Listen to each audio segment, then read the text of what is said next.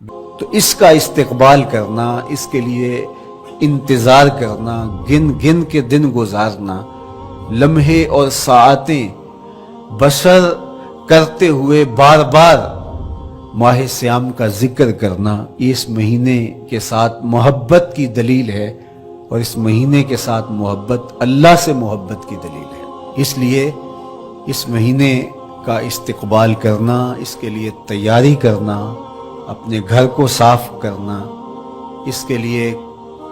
اپنی اولاد کے دل میں شوق پیدا کرنا اور ماحول پہلے پیدا کرنے کی کوشش کرنا، تاکہ جو ہی یہ ماہ جلوہ گر ہو تو روزہ رکھنے کا مزاج پیدا ہو چکا ہو، تلاوت کلام مجید کا مزاج پیدا ہو چکا ہو، دیگر نوافل اور اچھے اعمال بجا لانے کی عادت پڑ چکی ہو۔ تو شعبان میں ہی اس کی تیاری ہوتی ہے، تاکہ رمضان المبارک آتے ہی ہم پوری طرح سے مستعد اور فعال ہو کر کے اس مہینے کی برکتوں کو سمیٹ لیں۔ اللہ کے محبوب علیہ السلام نے ارشاد فرمایا کہ جب ماہ سیام آتا ہے فتحت ابواب الجنہ،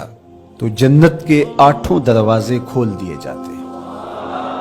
اور جنت کے 8 دروازوں میں سے ایک دروازے کا نام باب الریان رکھا گیا ہے، جو صرف روزہ داروں کے اعزاز و تکریم کے لیے ہے۔ روزہ دار اس دروازے سے گزر کے جنت جاتے ہیں۔ حضرت سیدنا سلمان فارسی رضی اللہ تعالی عنہ فرماتے ہیں کہ رمضان المبارک سے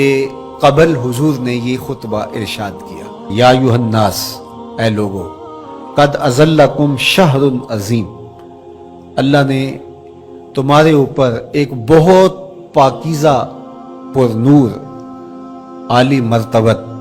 مہینہ سایہ فگن کر دیا ہے۔ شہر فیہ لیلۃ خیر من الف شہر، اس مہینے میں ایک ایسی رات ہے جو 1000 مہینے سے بہتر ہے۔ جعل اللہ صیامہ فریدہ و قیام لیلۃ تطوع، اس مہینے کے دن کے روزے فرض قرار دیے گئے اور راتوں کا قیام نفل بنایا گیا۔ ومن تقرب فیہ بخصلۃ من الخیر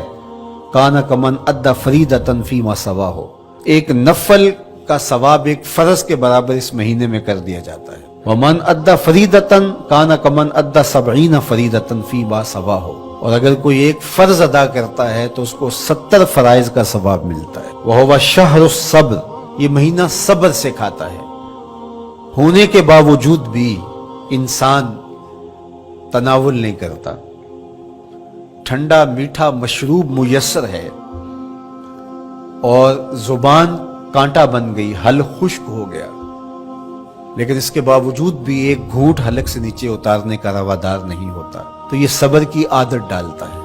اور سنو، صبر کا ثواب جنت ہے۔ وشہر المواسات، اور یہ ہمدردی کا مہینہ ہے، باہمی پیار کا مہینہ ہے،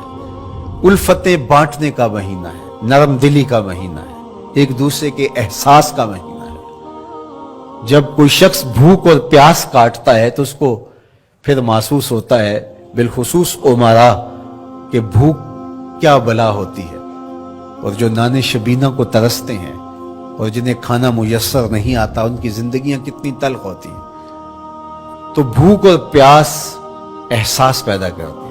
وَشَهْرٌ يُزَادُ فِيهِ رِزْقُ الْمُؤْمِنِ، اور یہ ایسا مبارک مہینہ ہے جس میں مومن کا رزق بڑھا دیا جاتا ہے۔ غرباء تک بھی اللہ کی نعمتیں وہ پہنچتی ہیں جو عام دنوں میں ان کو میسر نہیں ہوتی،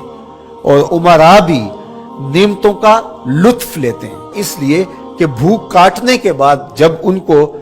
نعمت میسر آتی ہے تو پھر انہیں احساس ہوتا ہے۔ وَمَنْ فَطَّرَ فِيهِ صَائِمًا كَانَ مَغْفِرَةً لِذُنُوبِهِ، جس نے روزہ دار کا روزہ افطار کروایا، یہ افطاری گناہوں کی مغفرت اور آتش دوزخ سے گردن کی آزادی کا مجدہ جاں فضا بن جائے گا۔ وَقَانَ لَهُ مِثْلُ أَجْرِهِ مِنْ غَيْرِ أَنْ يَنْقُصَ مِنْ أَجْرِهِ شَيْءٌ، اور روزہ افطار کروانے والے کو روزہ رکھنے والے جتنا اجر ہی دیا جائے گا، لیکن روزہ رکھنے والے کے اجر میں بھی کوئی کمی نہیں واقع ہوگی۔ تو صحابہ کا تو دل تڑپنے لگا کہ یہ کتنی بڑی بات ہے، انہوں نے کہا اے اللہ کے پیارے رسول صلی اللہ علیہ وسلم، ہم میں سے تو ہر بندہ یہ طاقت نہیں رکھتا کہ روزہ دار کو روزہ افطار کروا دے، تو یہ تو پھر اہل زر ہی یہ سعادت حاصل کر پاتے ہیں۔ حضور نے ارشاد فرمایا یوت اللہ ھذا الثواب، یہ ثواب اللہ اسے شخص کو بھی عطا کرے گا، من فطر صائما علی مزقۃ لبن او تمرۃ او شربۃ من ماء، جس نے کسی کا روزہ ایک گھونٹ دودھ سے کھلوا دیا یا ایک کھجور سے کھلوا دیا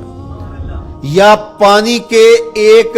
گھونٹ سے اس کا روزہ افطار کروا دیا۔ ومن اشبع صائما، اور جس نے صحیح اہتمام کے ساتھ روزے دار کو اچھا کھانا کھلایا، اچھی پرتکلف افطاری دی، سقاہ اللہ من الحوض شربتا لا یظمأ حتی یدخل الجنہ،